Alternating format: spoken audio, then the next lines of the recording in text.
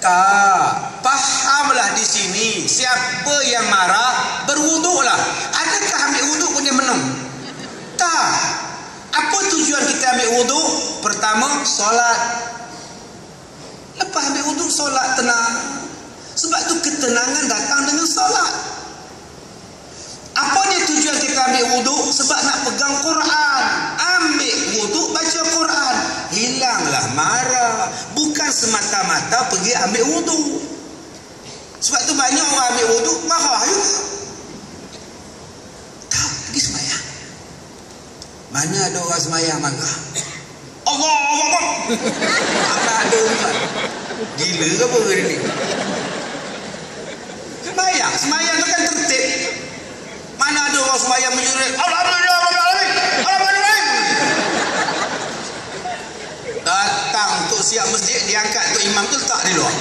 Kamu nak marah dekat luar. Bukankah dengan sembahyang itu jadi tenang? Bukankah dengan baca Quran itu jadi tenang? Saya duduk dalam bilik sebelah tu, dengar qori-qori baca Quran tenang. Nak marah pun tenang. Lapar pun rasa tenang. Lapar tenang. Itulah ubat kepada marah. Tuan-tuan yang dirahmati Allah, masa pun dah tamat. Dah pukul 1 petang. Saya pun nak balik ke Malaysia. Jadi tuan-tuan, ada lagi 7 yang belum kita baca. Baru 3, ada lagi 7. Bila nak habiskan 7? Tahun depan. Tahun depan kita sambung pula 3 lagi bila nak habiskan lagi 4 lagi sekali. Nah, jadi tuan-tuan, saya doakan tuan-tuan akan dapat puasa yang mabrur, akan jumpa dengan Lailatul Qadar dan beribadat dengan Lailatul Qadar. Dan tuan-tuan, banyakkanlah bersedekah pada hari-hari akhir ini. Banyakkan qiyam, banyakkan duduk di masjid pada hari-hari akhir ini. Bawa isteri, bawa suami, bawa anak-anak tidur di masjid. Kita banyakkan qiyam. Mudah-mudahan Allah ampunkan dosa kita. Dan pada 10 yang terakhir ini, Nabi sebut diberikan jaminan kepada kita pembebasan daripada neraka. Ini adalah satu peluang yang Allah Ta'ala bagi kepada kita untuk dibebaskan daripada neraka. Kalau kita tak ambil peluang ini, memang layaklah kita menjadi orang yang paling rugi. Kita bantu jamiah, kita bantu persatuan kita ini untuk tolong anak yatim, tolong pendidikan Islam di Singapura, tolong orang-orang yang bermasalah, yang menghadapi masalah di Singapura. Mungkin sumbangan tuan-tuan sedikit, tetapi ganjaran di sisi Allah, hanya Allah lah yang tahu berapalah sebenarnya ganjaran yang Allah sediakan kepada tuan-tuan. Bagi tuan-tuan yang nak dapatkan buku-buku saya dan produk-produk sekolah saya, tuan-tuan boleh dapat di pintu masuk dewan kita ini. Jadi tuan-tuan, saya rasa sekadar itu sahaja. Saya tutup dengan beberapa petua untuk bulan Ramadan. Yang pertama, kalau tuan-tuan rasa tak sihat, kalau tuan-tuan rasa dalam bulan Ramadan ni lemah-lemah, petua dia senang saja, untuk bagi badan cergas dan cerdas. Tiap-tiap kali tuan-tuan bangun bersahur, air yang terakhir sebelum kita tutup sahur, tuan-tuan ambil air suam, air masak yang segelas tadi ini, tuan-tuan baca pada dia, inna a'tainakal kautsar. Bukan fasalli li rabbika, bukan li ila fi quraish ila fihim rihlatash shita'i was saif.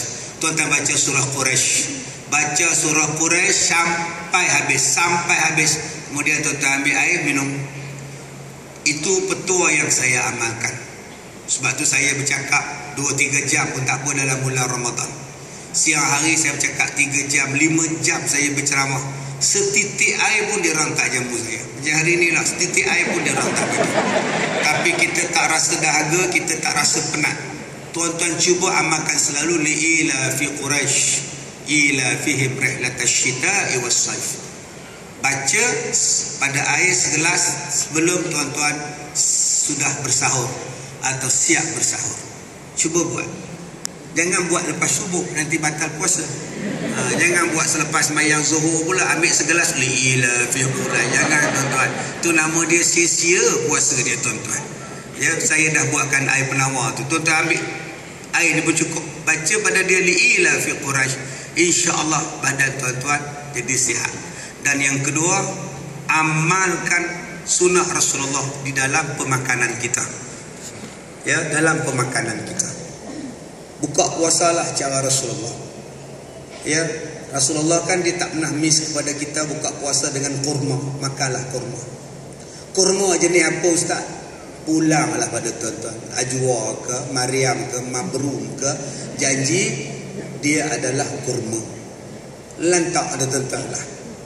Jangan dikaji pula kurma apa ustaz? Dah, kurma lah. Dah lah. Kurma Mabrum boleh, bukalah puasa dengan kurma tangkai. Silalah. Dapatkan kurma-kurma bermutu daripada Yusuf. Pulang. Apa masalahnya? Itu yang saya sebut dalam ceramah saya. Rasulullah mengadakan kenduri kahwin. Rasulullah mengadakan kenduri kahwin. Kahwin dengan Sofia. Rasulullah ambil buah kurma, dibuang biji, dicelup dengan tepung, dicelup dengan gandum. Itu dibagi makan. Ada kalanya yang paling mahal Rasulullah jamu orang datang kahwin, dijamunya roti dengan kambing. Buatlah, tak jadi masalah. Tuan-tuan nak ambil roti jala, buat dengan kari kambing pun tak apa. Bukan roti saja-saja, terpulanglah. Mengikut kepada kebijaksanaan kita. Kalau makan roti saja campur dengan kambing, kok keras sangat dua-dua keras. Buat dalam bentuk ada kuah, laju sikit telat. Yang pentingnya ada roti, yang pentingnya ada kambing. Itu yang saya cakap, maksud saya dalam ceramah saya. Dah heboh satu Malaysia sekarang. Ustaz Kazim kata Rasulullah buat roti jala. Masa bila Rasulullah buat roti jala? Apalah tuan-tuan. Pening kepala saya. Bodoh. Orang cakap lain, maksud lain.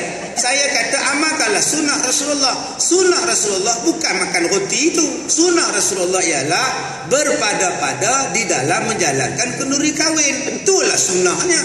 Bukan maksud saya ikutlah sunnah Rasulullah, makanlah roti. Bukan.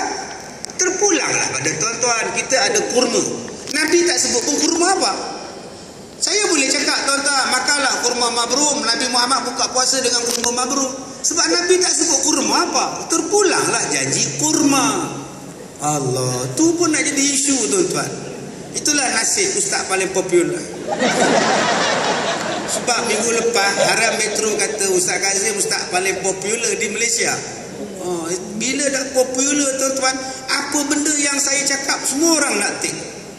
Apa yang saya cakap kalau silap sikit semua nak highlight dalam Facebook, dalam Twitter, dalam YouTube.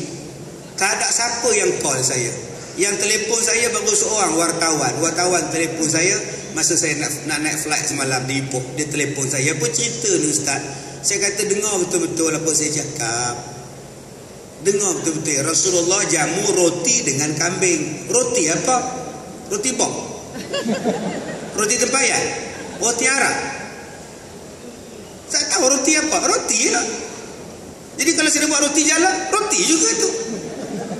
Jamu dengan kambing. Kambing apa? Kambing panggang, kambing goreng, sup kambing. Terpulanglah pada tuan-tuan mengikut kebijaksanaan tuan-tuan. Sobalah kita sekarang dengan habbatus sauda. Rasulullah kata makanlah habbatus sauda. Makan macam mana ustaz? Ambil sebiji, ngap. Ataupun ditumbuk dia, dijadikan kopi. Ataupun